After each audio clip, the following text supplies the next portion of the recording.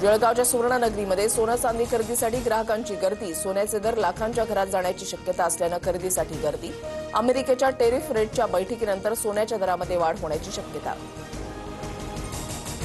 एका सेलिब्रिटीची हत्या करण्यासाठी आलेल्या 5 जणांना अंधेरीतून अटक. आरोपी विष्णू गँगशी संबंधित असल्याची दाट शक्यता.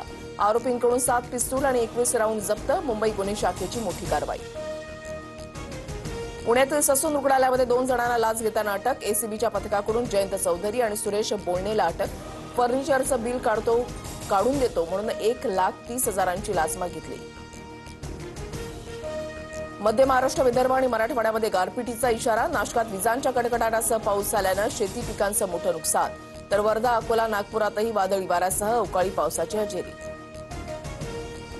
वीज दर कपातीच्या निर्णयाला नियामक आयोगाकडून तात्पुरती स्थगिती. वीज वितरण क्षेत्रातील इतर संबंधित घटकांना तोटा होत असल्याचा महावितरणचा दावा.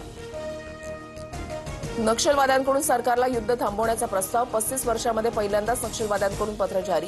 विविध राज्यात सुरू असलेल्या कारवायांमुळे नक्षलवाद्यांमध्ये धास्ती.